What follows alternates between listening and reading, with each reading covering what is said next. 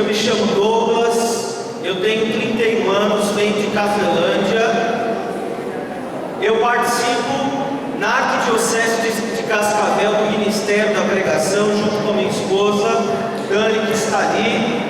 E junto conosco está a minha querida sogra. Como eu amo aquela mulher, gente. Só Deus sabe, hein? Muito amor, hein? E eu tenho que dizer que é uma grandiosa alegria, por dois motivos, estar aqui. Primeiro, pelo convite mais uma vez, eu sempre fico muito feliz de poder fazer parte desse encontro que é maravilhoso. E em segundo lugar, por rever meu grande amigo, meu grande irmão de adolescência, gente amigo desde quando os dois não tinham rumos na vida, e que a gente jamais acreditaria que conquistaríamos coisas que nós conquistamos hoje, sobretudo a nossa família. É uma grande alegria poder estar com esse irmão, ainda que seja assim um final de semana, mas a gente já partilhou muitas coisas. Eu estou muito feliz de poder ter ele aqui. Eu queria dizer que eu amo muito ele, ele sabe disso. É uma grande alegria estar aqui com ele, apesar dele ser corintiano e precisar se converter a Jesus. Ele estava falando mal do palmeirense é corintiano, quer dizer, né? Mas a gente sabe que Jesus veio para os pecadores, né? Aqueles que estão perdidos. Queridos, eu preciso dizer uma coisa muito importante. Eu queria que você olhasse aqui para mim. Este momento é um momento muito crucial para nós, porque é agora que o cansaço começa a bater, o sono começa a bater, e é nesse momento que o Satanás aproveita para tentar tirar a sua atenção da palavra de Deus. E principalmente por esse momento que nós faremos aqui agora, porque nós iremos refletir sobre a figura daquela mulher que os santos chamavam de o terror dos demônios.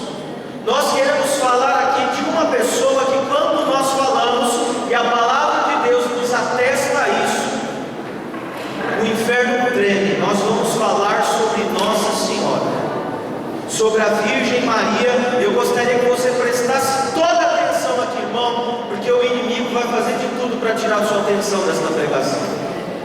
Então repita assim comigo: Maria, passa na frente.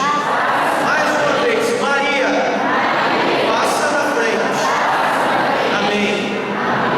Evangelho de João, capítulo 25, 26 e 27. Esses serão os versículos. Evangelho de João, capítulo 19, do 25 ao 27.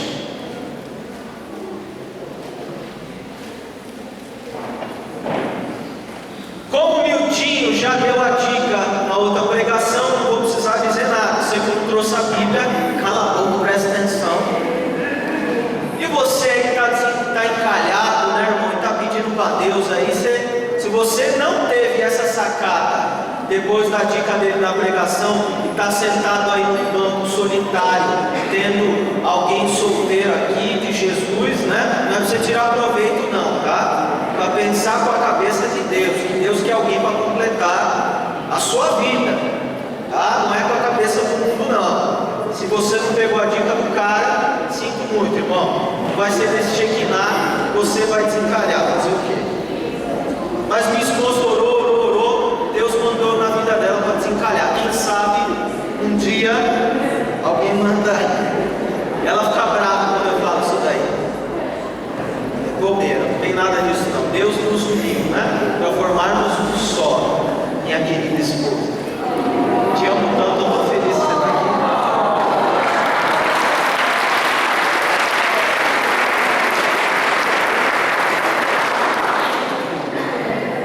E assim segue o matrimônio, gente. É desse jeito mesmo. Amém? O curso bíblico. Amém? Aleluia. Tem que ser os dois braços até aparecer o pelo do sovaco. E tem que ser todo mundo junto para ficar style. De novo, amém? Aleluia.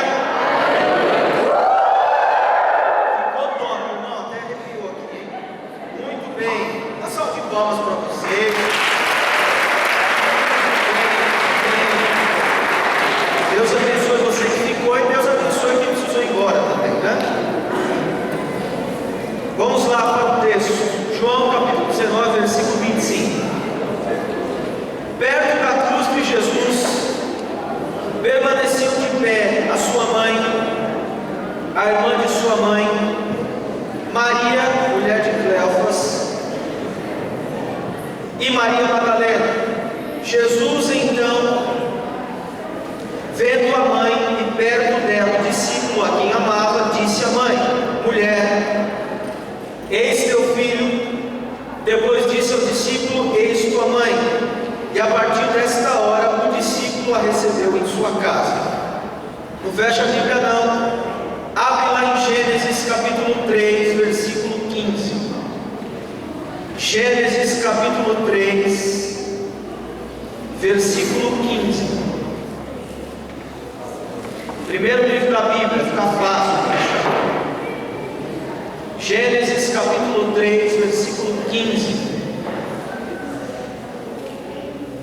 Disse Deus, depois que Adão e Eva pecaram, porém hostilidade, ou em outras traduções, inimizade, entre ti, falando isso para a serpente que tentou e levou Eva ao pecado, e a mulher, entre sua linhagem e a linhagem dela.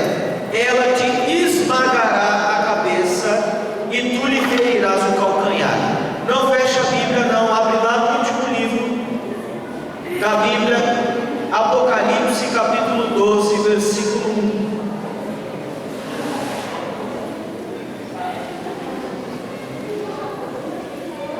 Apocalipse capítulo 12, verso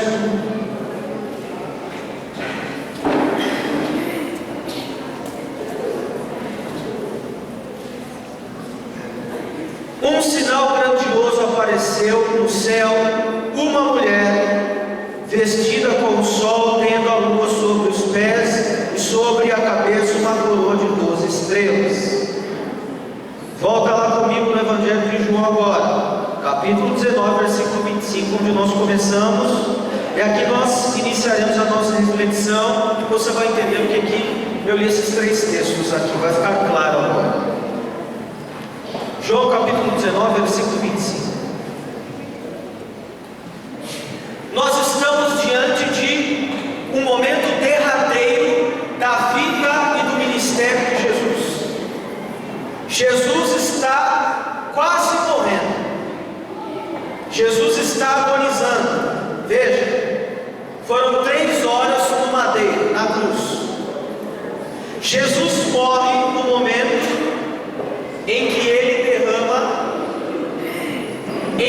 derrama a sua última gota de sangue.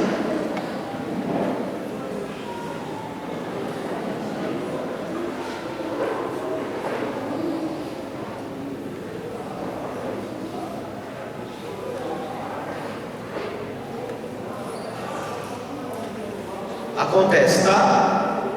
Meu irmão, agora olha aqui para mim. Jesus está dando a sua vida aqui. E como último ato, isso é muito simbólico, é profundo, e é preciso que a gente lembre que esse texto tem em todas as Bíblias evangélicas e protestantes. Jesus, como um dos atos derradeiros, entrega a sua mãe, a pessoa que ele mais amava. João, discípulo amado, mais amado porque era o mais novo dos discípulos e portanto que é encarado dessa maneira, porque sobre os outros pesava a responsabilidade sobre este, que era o mais novo, e por um motivo que nós não sabemos explicar, Jesus tinha um apreço maior sobre ele. Aonde estão os discípulos? Nenhum está aqui, todos fugiram de medo. João permanece. Ao lado dele a sua mãe, que está na sua vida desde sempre, que o carregou no seu ventre durante 9 meses. Maria está aqui diante dele, e Jesus, como último ato, fazendo um esforço muito grande, olha para o cara que ele mais amava, que ele mais estimava. Veja bem, não era qualquer pessoa, era a pessoa que ele mais amava. Diz a ele, discípulo, o João, ou melhor, ele olha primeiro a sua mãe e não a chama de mãe. Veja bem, isso é um detalhe muito curioso. Mulher, eis aí o teu filho, filho, eis aí a tua mãe. E o texto deixa claro, a partir daquele momento, o discípulo a recebeu em sua casa. Tem algumas coisas que estão no texto, se a gente não ler com atenção, e se a gente não fazer uma leitura questionando o texto, a leitura e a reflexão passa despercebida. Primeira coisa é, por que Jesus não trata Maria a chamando de mãe, mas de mulher? Algumas pessoas dizem assim, e eu já ouvi pregações assim, protestantes, dizendo: se Jesus quisesse que os católicos, ou melhor, se Jesus quisesse que nós acolhêssemos Maria como mãe, Jesus não teria chamado ela de mulher, mas teria tratado ela de forma melhor. Isso nos traz um pressuposto negativo, de que Jesus pecou contra o quarto mandamento, não honrando a sua mãe. Qual é o quarto mandamento? Honrar pai e mãe. Só que esta lógica infringe uma verdade de fé, que está lá em Filipenses capítulo 2, que diz que Jesus foi igual a nós, seres humanos, 100% Deus, 100% homem, com exceção de pecado. Logo, Jesus não poderia pecar contra o quarto mandamento. Logo, ao chamar Maria de mulher, Jesus não está desrespeitando ou não dando o valor que Maria deveria receber como sua mãe. Jesus está sinalizando para uma outra coisa, muito mais importante, muito mais profunda, e que faz todo o sentido de estar registrado no Evangelho. Porque algo precisa ficar claro para nós: o Evangelho não fala da vida de Maria, o Evangelho fala da vida de Jesus. E são pistas que nós temos que corroboram e que comprovam a importância de Maria e o porquê que a Igreja Católica Apostólica Romana, a igreja fundada por Jesus na pessoa de Pedro, venera a figura de Maria. Sabe por que Jesus chama ela de mulher? Vocês viram os outros textos que eu li? Um texto foi de Gênesis e o outro do Apocalipse, para deixar claro que Maria é a mulher de Gênesis ou Apocalipse.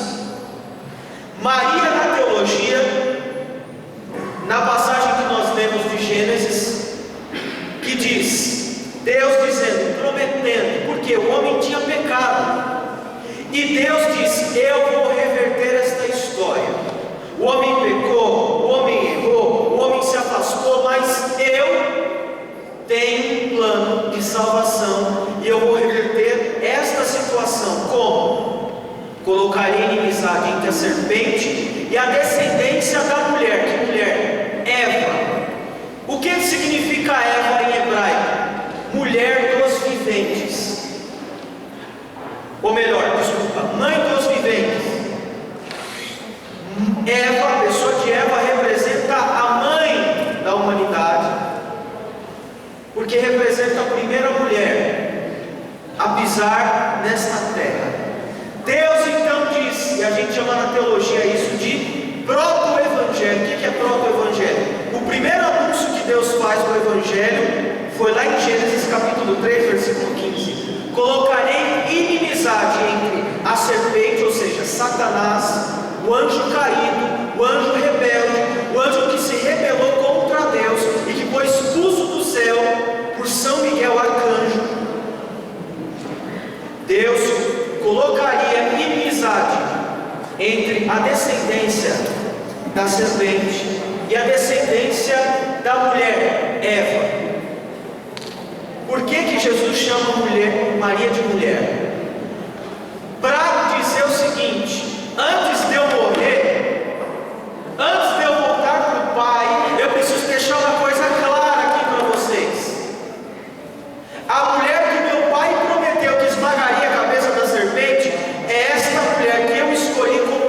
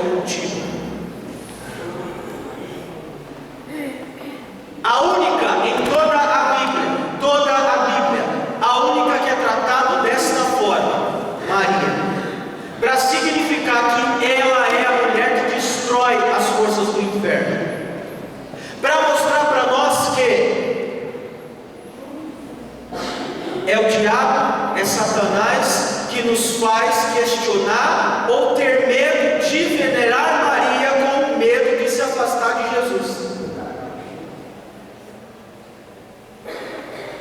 O discípulo a acolhe na sua vida. E uma das suas belíssimas catequeses a respeito de Maria, João Paulo II disse o seguinte: o discípulo amado, a qual não tem nome, é só discípulo amado. A gente sabe que provavelmente era João, mas a Bíblia traz como discípulo amado para que eu e você nos coloquemos no lugar daquele discípulo. Ora, se o discípulo mais amado de Jesus acolheu Maria na sua casa, por que eu não posso acolher? Por que eu não devo acolher? Aquela que esmaga o pecado, aquela que esmaga a morte, aquela que esmaga os vícios, que esmaga a droga e tudo mais que nós podemos pensar e imaginar. Esta é Maria. Esta é Maria. Que o texto que nós lemos, o outro em Apocalipse, diz: é aquela que apareceu como estrela, ou seja, mostrando um outro dogma mariano, de que Maria foi assunta ao céu e de que Maria lá no céu foi coroada a rainha do céu e da terra. Ora, se Jesus é o rei, quem é a sua rainha senão a sua mãe? Isso fica muito claro, meus queridos irmãos, nos textos bíblicos. Só que às vezes nós, contaminados por algumas doutrinas que estão longe do texto bíblico, questionamos: por que nós veneramos Maria? Se a Bíblia diz que é errado ter imagem, por que na Igreja Católica tem imagens? Só um minuto. A Bíblia não condena a imagem. A Bíblia condena a idolatria, tratar uma imagem como se essa imagem fosse um Deus. É isso que a Bíblia condena. A Bíblia condena aquilo que os israelitas fizeram no deserto do Sinai, quando Moisés ficou uns dias lá no monte trocando ideia com Deus, e o povo pensava assim: mano, na moral, eles não falaram assim, mas como a pregação é minha, eu falo do jeito que eu quiser. Mano, na moral, Moisés não vai voltar não, meu time. E agora, brother? A gente precisa de alguém para nos guiar. Já sei, vamos criar um Deus segundo a nossa forma e imagem. Pegaram lá os ouros que eles tinham, derreteram e fizeram um bezerro de ouro, adornaram o bezerro e o adoraram como se ele fosse Deus. Aí sim, Deus condena a imagem daquele que faz uma imagem e o adora como se fosse Deus. E sabe por que Deus não condena todas as imagens?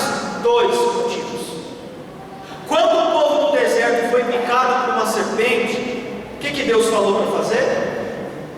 Fazer uma serpente de bronze, erguer uma serpente de bronze, e todos aqueles que olhassem para a serpente seriam curados. Que é um outro exemplo de que Deus não condena a imagem, o templo de Jerusalém. A palavra de Deus diz que quando Salomão fez o templo de Jerusalém, o templo tinha inúmeras imagens, que na verdade eram iconografias, eram imagens desenhadas por todo o templo.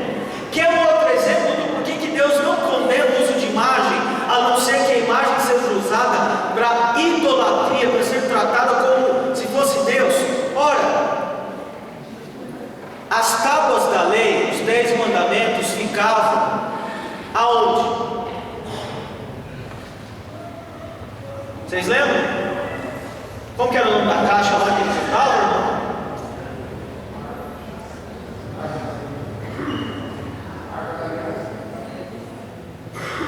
Como que era a Arca da Aliança? Bolsão lá de ouro, com 2 querubins imensos. Não é imagem? Ora, mas a Bíblia não condena a imagem? A Bíblia condena a idolatria da imagem. Tratar uma imagem como se ela fosse real.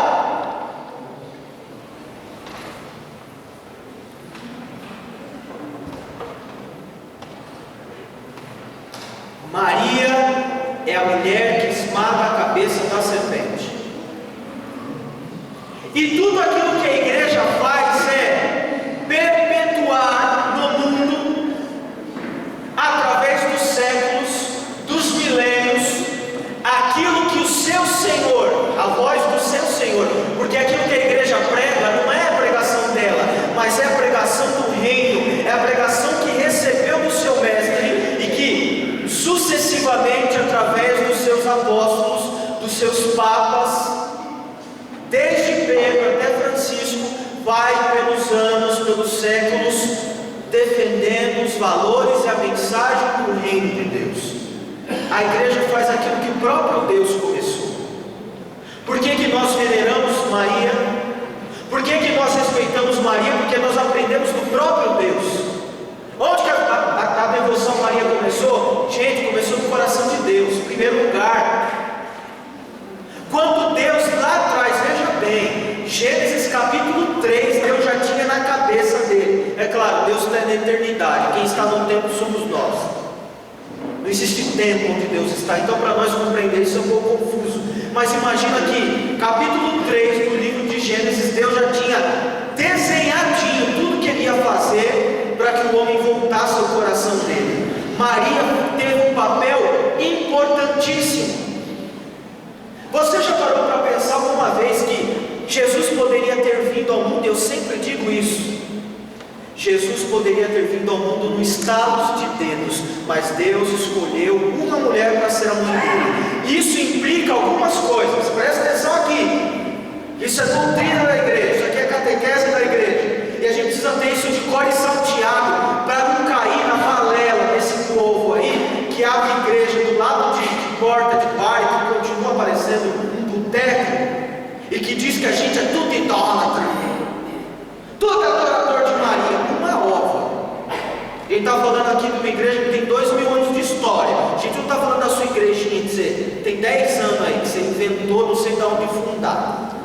A gente não está falando de comunidade evangélica que não tem nem 20 anos, que você fundou depois que saiu da renovação carismática e fundou na tua cidade. A gente está falando de uma história de 2000 anos.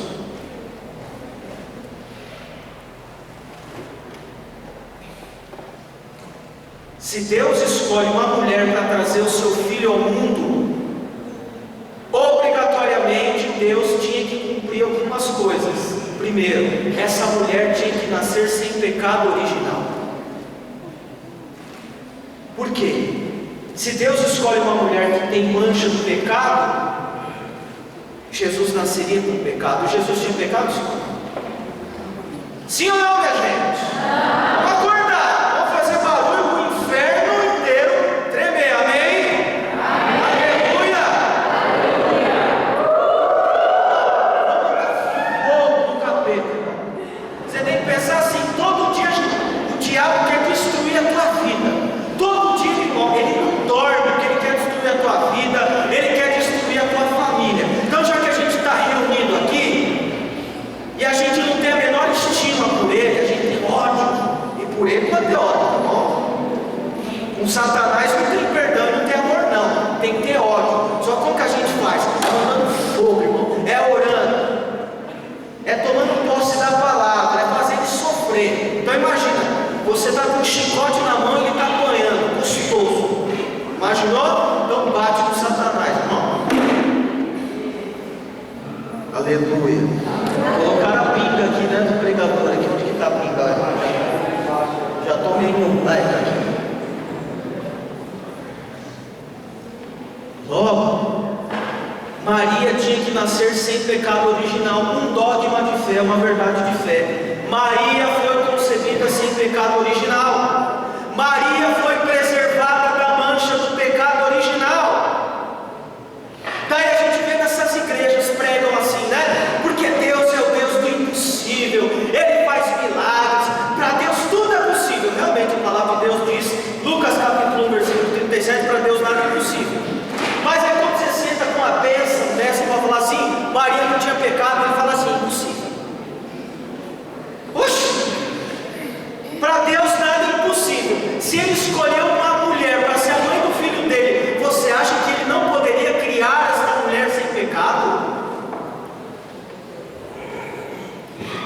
Dogma de concebida sem a mancha do pecado. Isso fica claro na Bíblia, Lucas capítulo 1, a partir do versículo 26. Ave cheia de graça, o Senhor é contigo.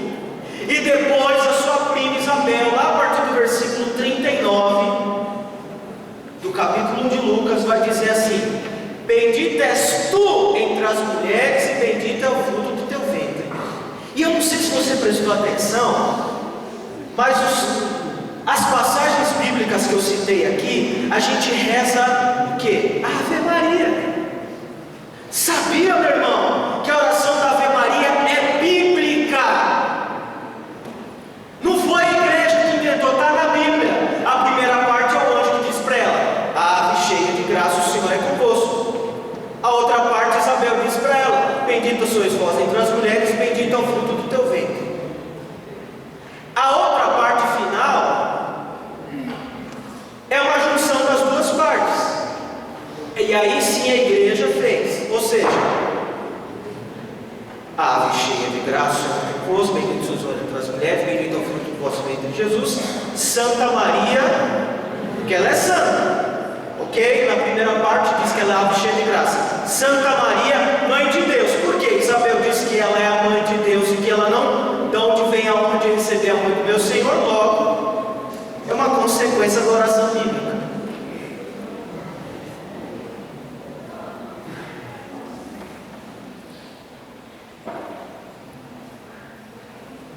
Maria foi preservada da mancha original do pecado.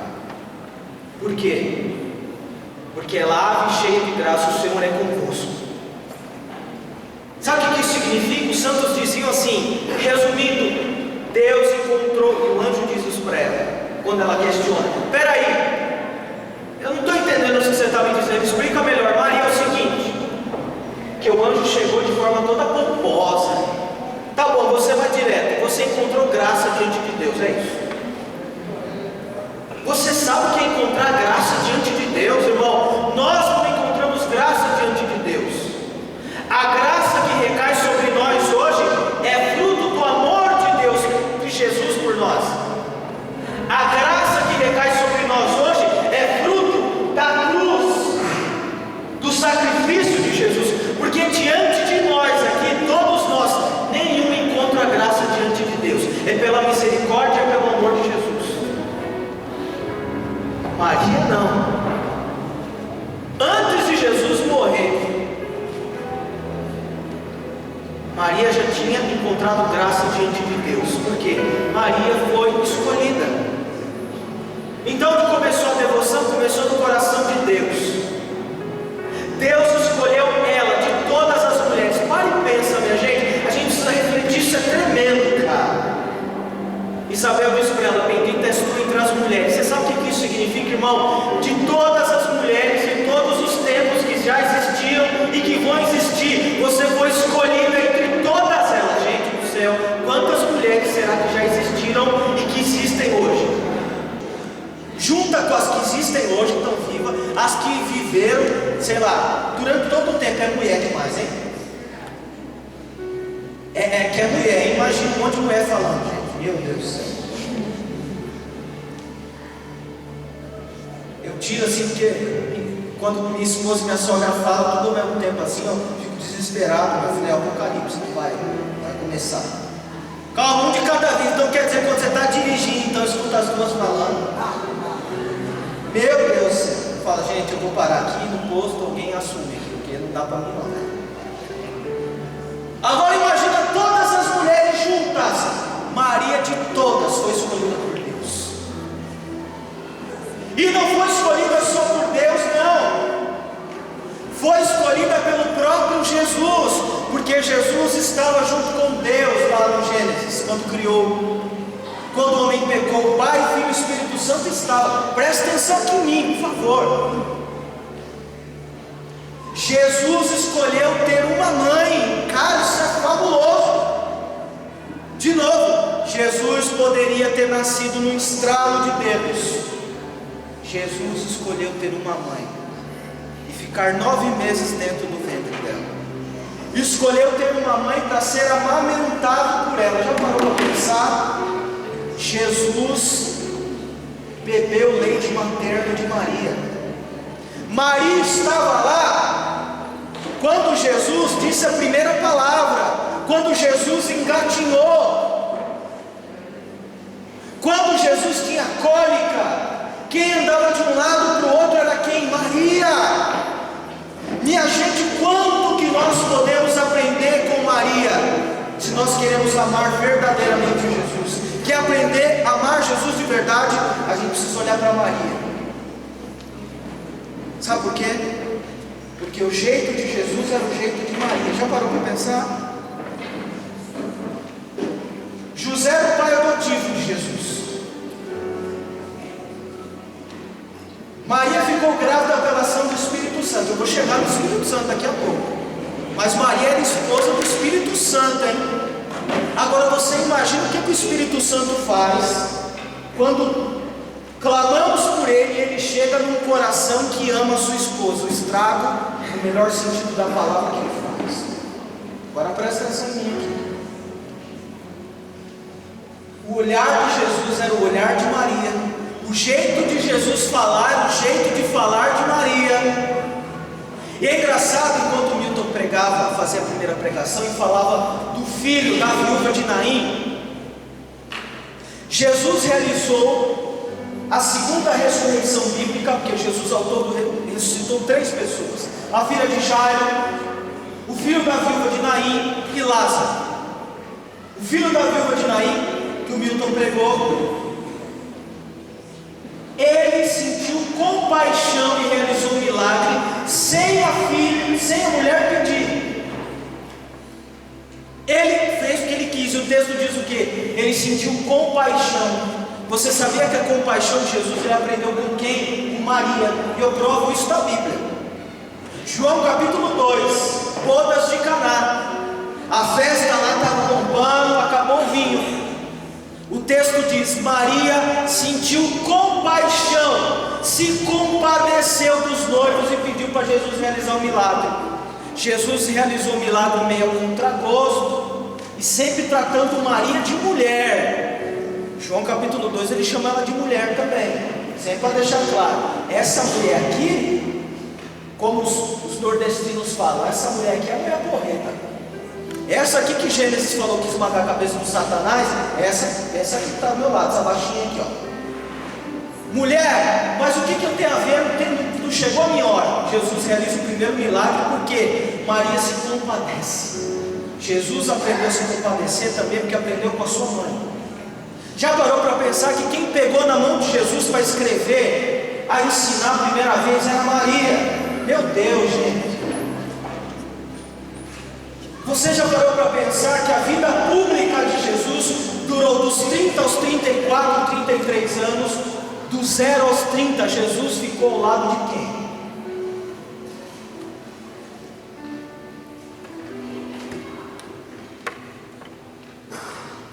E a gente precisa analisar isso sim, no plano humano, porque a gente só olha para Deus e para Jesus no plano espiritual, e esquecemos que Jesus se fez igual a nós, para nos ensinar a partir da nossa humanidade. E a gente precisa olhar para essa humanidade de Jesus, que não tinha pecado, mas que tinha humanidade, e ser humano não é ruim. Só que às vezes a gente vive com a cabeça no mundo espiritual, esquece desses detalhes tão pequenos, mas tão transformadores, impactantes. Jesus ficou 30 anos ao lado da sua mãe porque ele quis. Jesus quis ter uma mãe. Eu fico imaginando tanta coisa bonita que deve ter sido isso. Imagina você, cara do céu. Não tinha videogame naquela época, mas imagina, sei lá, um jogo da época, Maria falando assim: Jesus, chega de jogo, vai estudar que amanhã tem prova. Já parou para pensar nessas coisas tão simples? E se a gente pensar com essa cabeça humana, no melhor sentido da palavra, a gente vai entender a grandeza que essa mulher teve na vida de Jesus, o papel que ela exerceu. Imagina a fortaleza desta mulher. Desculpa, Nesse momento eu preciso chamá-los assim. Mas os covardes dos discípulos, dos seguidores, deixaram Jesus no momento em que mais precisava, com exceção de João. Mas quem estava em pé lá, vendo o seu próprio filho morrer, firme, forte? Maria. Quer seguir Jesus na hora da provação? Quer lembrar que Deus te ama na hora da morte, na hora da doença, na hora do desemprego? Olha para Maria, que ela vai te ensinar a ser forte e não abandonar a cruz, porque muita gente só busca Deus na hora da glória. Na hora da cruz a gente esquece de Deus. Acontece tanta coisa boa comigo, e ninguém nunca pergunta assim: Jesus, quero saber, por que está acontecendo tanta coisa boa na minha vida? Quero saber porque está dando tudo certo, meu trabalho está bem, minha família está bem, não tem doença. Isso a gente não pergunta. Agora, o dia que dá um probleminha em casa, o que a gente faz? Deus não está comigo mais. Por que isso está acontecendo na minha vida? Olha para Maria com o seu exemplo, firme, forte, em pé, mesmo com o filho morrendo ali, firme, crendo na ressurreição, crendo na vida. Veja a diferença que faz o coração que traz a devoção a Nossa Senhora. Infelizmente eu preciso dizer isso, o quanto é pobre o coração que não nutre devoção por Nossa Senhora. Ainda bem que eu lembrei aqui, eu fiz um print de algumas frases. Olha aqui, cara, quase ninguém sabe disso, eu preciso dizer aqui, vou ler, não tem prova. Você sabia que a reforma protestante, quando eu falo da reforma protestante, falo de Lutero, falo de João Calvino, falo dos pais da reforma protestante. Vocês sabiam que a reforma protestante não aboliu a veneração a Maria? Você sabia que Lutero, mesmo depois que largou a igreja, e aconteceu lá o grande cisma no século XVI, Lutero não abandonou a devoção a Maria? E eu gostaria que você me permitisse ler algumas coisas que Lutero dizia, o pastor Lutero dizia sobre Maria. Essa pequena frase, textinho aqui que eu vou ler, está no sermão da festa da visitação de 1537. Lutero, Martinho Lutero, o pai da reforma protestante, aquele que é responsável hoje por todas as igrejas evangélicas que existem no mundo. Por quê? Foi a partir do cisma da reforma, chamada reforma protestante, que se originaram as outras igrejas, os outros cismas. Ele dizia assim, olha só, Lutero,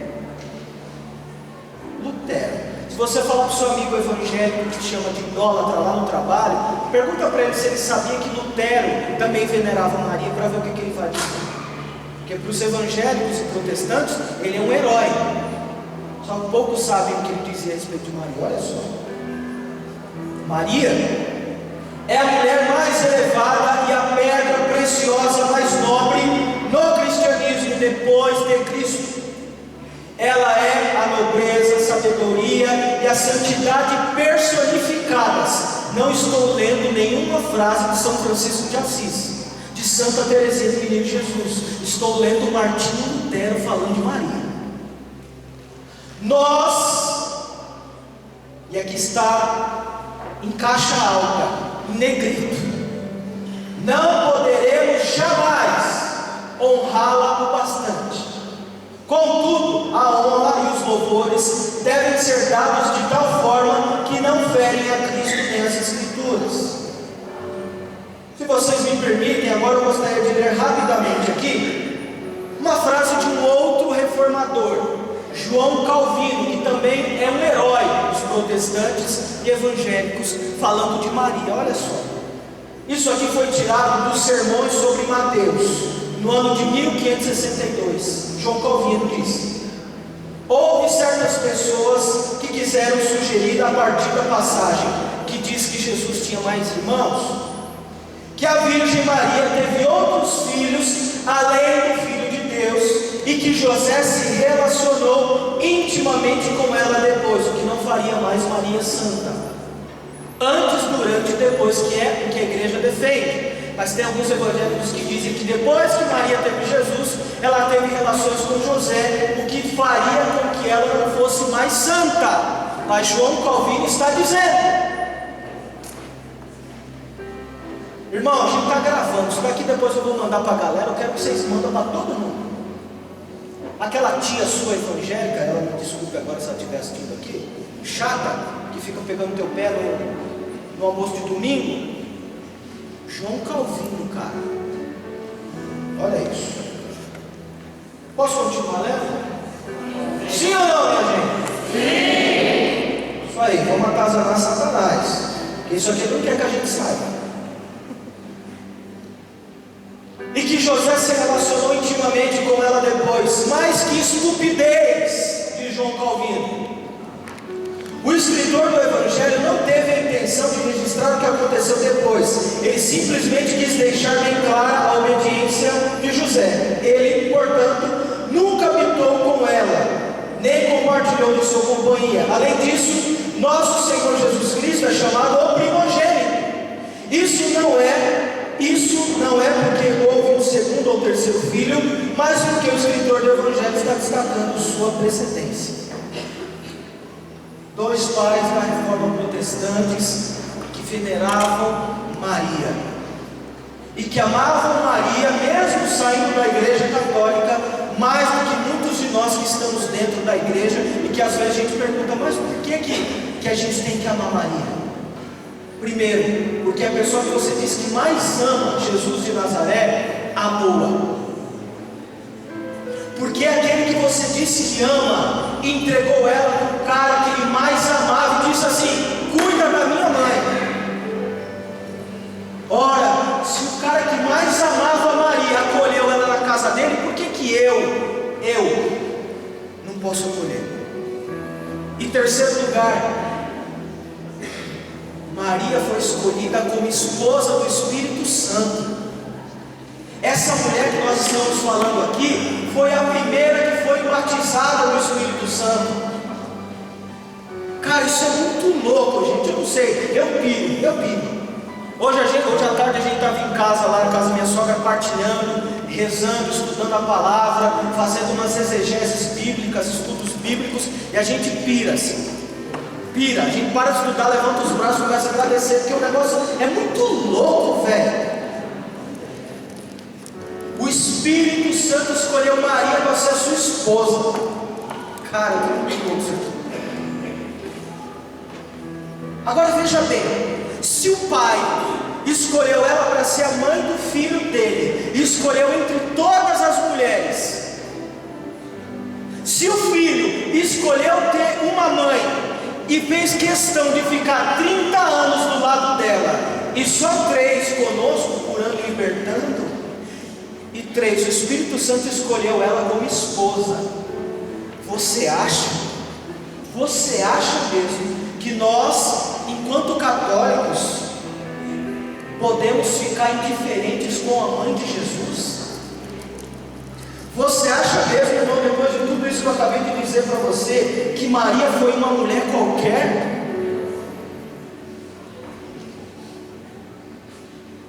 Maria é aquela que esmagou a cabeça da serpente. Maria é a inimiga número 1 do Satanás. Irmão, quer expulsar da tua casa o adultério? Quer expulsar da tua casa os vícios, a droga, a bebida, a mentira, a desunião, o desemprego, as doenças?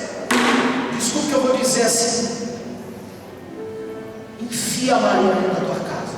Essa é a palavra dela, bem rasgada. Coloca ela no centro da tua vida, que eu quero ver que não vai ter um capeta que vai estar lá enchendo o saco na tua casa. Coloca ela na tua vida, irmão. Costuma rezar um terço, colocar sob a proteção dela, irmão, a sua família, que eu quero ver. Aí eu quero ver, irmão. Eu desafio você. Eu desafio você. Se a partir desta noite, porque essa noite precisa dar frutos concretos, eu desafio você todas as noites ou todos os dias, eu não sei, cara, tentar rezar o terço todo dia. 10 Ave Maria de manhã, 10 horas do almoço, mais 10 da tarde, você reza o terço o dia inteiro, colocando a sua vida, a sua família, pedindo que Maria esmague, pedindo que Maria expulse a tentação da tua casa, as ações do maligno. Meu irmão, eu quero ver, irmão. Eu aposto com você, você vai ver Deus fazendo maravilhas na sua vida. Sabe por quê? Aí os protestantes falam assim: não, mas eu não preciso de Maria, não, eu falo direto com Deus. Tá certo, hein, mano? Rora, velho, desculpa aí, peraí, deixa eu ver se eu entendi. Jesus escolheu vir até nós por meio de Maria, e eu me acho tão bom, tão santo, que eu falo diretamente com Ele. Eu não preciso de intervenção. Jesus escolheu vir a nós por meio de Maria, e o bonzão diz assim: não, eu falo direto com Deus. Tá certo? Quem sabe depois de Maria você seja o cara mais santo na face da terra. Ora, dizem os santos, se Maria escolheu vir a nós, ou melhor, se Jesus escolheu vir a nós por intermédio de Maria, por que cargas d'água? E aí, cargas d'água sou eu que estou incrementando na frase.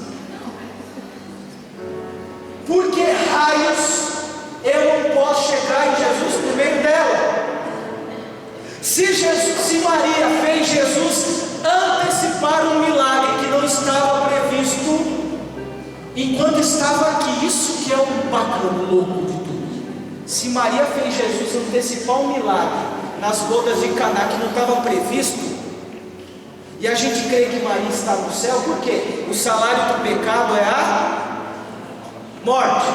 Maria não tinha pecado porque nasceu sem pecado, foi preservado da morte do pecado. Logo, Maria não morreu, ela foi assunta ao céu, que é um outro dogma da nossa fé, e no céu foi coroada. Veja bem, nós acreditamos, Maria está do lado de Jesus no céu.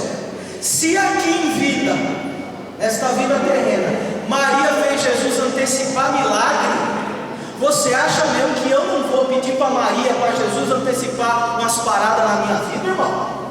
Ô mãe, então, recorra ao texto bíblico, João 2. Se a senhora se compadeceu ali daqueles noivos, e aqueles queriam só tomar o vinho, não é nem vinho que eu estou pedindo, não é nem para transformar água em vinho, não. É claro que é uma brincadeira minha, o vinho na Bíblia significa alegria, felicidade. Você pode falar: olha, se João capítulo 2 a senhora pediu para Jesus antecipar um milagre, então ó, faz uma gentileza para mim aí. Vocês estão entendendo, irmãos? E é preciso que a gente tenha isso em mente para o momento que nós vamos viver agora, para o momento simbólico que nós iremos viver, mas que tem uma profundidade espiritual muito grande, e que a gente precisa abrir o nosso coração e pedir para o Espírito Santo, o esposo de Maria, que nos dê a graça de enxergar o que nós vamos vivenciar agora. Eu quero contar a você ficar em pé em nome de Jesus. Só que é o seguinte, permanecerão na igreja